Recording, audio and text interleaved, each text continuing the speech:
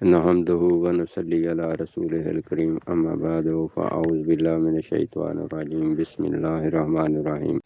मेरे तमाम भाइयों को मेरी तरफ से अस्सलाम वालेकुम। मेरे बहुत सारे दोस्त ऐसे ने जेड़े शिंगरह विचों पारा कढ़दे ने लेकिन वो फोटक हुंदा है, या कोई चांदी वगैरह तेजाबी कर लेंदे ने लेकिन वो फोटक हुंदी है, तांबा तेजाबी कर लेंदे ने लेकिन वो फोटक हुंदा है, नरम नहीं हुंदा। मैं अज तुहाडा ये मसला जिहड़ा है ਉਹਨੂੰ हल करांगा। मैं ਤੁਹਾਨੂੰ ਦੱਸਾਂਗਾ कि फोटक ਜਿਹੜੀ ਉਹਨੂੰ ਕਿਵੇਂ दूर ਕੀਤਾ ਜਾ ਸਕਦਾ ਹੈ। फोटक इंज ਦੀ दूर होएगी बेशक ਉਹਦੀ ਤਾਰ ਬਣਾ ਕੇ ਜਿੱਥੇ ਮਰਜ਼ੀ ਲੈ ਜਾਓ, ਕੁੱਟਿਆਂ ਤਾਰ ਬਣੇਗੀ, ਖਿੱਚਿਆਂ ਤਾਰ ਬਣੇਗੀ, ਜਿੱਡੀ ਮਰਜ਼ੀ ਸਖਤ फोटक ਹੋਏ।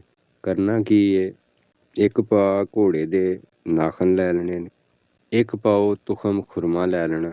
ਇਹਨਾਂ ਦੋਵਾਂ ਨੂੰ ਚੰਗੇ ਤਰੀਕੇ ਨਾਲ ਕੁੱਟ ਪੀਸ ਲੈਣਾ, ਦੋਵੇਂ ਯੱਕ ਜਾਨ ਹੋ ਜਾਣ।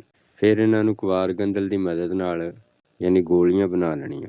ਗੋਲੀਆਂ ਬਣਾ ਕੇ ਇਹਨਾਂ ਦਾ ਪਤਾਲ ਜੰਤਰ ਤੇਲ ਜਿਹੜਾ ਉਹ ਕੱਢ ਲੈਣਾ। ਜੋ ਵੀ ਤੁਹਾਡੀ ਦਾਤ ਜਿਹੜੀ ਉਹ ਫੁੱਟਕ ਹੋਈ ਹੋਏ, ਅੱਲਾ ਪਾਕ ਦੇ ਫਜ਼ਲੋ ਕਰਮ ਨਾਲ ਇਹਦੇ ਵਿੱਚ 2 ਤੋਂ 3 ਬੁਝਾ ਯਾਨੀ ਕਿ ਫੋਟਕ ਦਾਤ ਨੂੰ ਚਰਖ ਦੇ ਕੇ ਇਹਦੇ ਵਿੱਚ ਬੁਝਾ ਦੇ ਦੇਣਾ। ਫਿਰ ਉਹਨੂੰ ਚਰਖ ਦੇਣਾ, ਫਿਰ ਇਹਦੇ ਵਿੱਚ ਬੁਝਾ ਦੇ ਦੇਣਾ, ਫਿਰ ਚਰਖ ਦੇਣਾ, ਫਿਰ ਇਹਦੇ ਵਿੱਚ ਬੁਝਾ ਦੇ ਦੇਣਾ।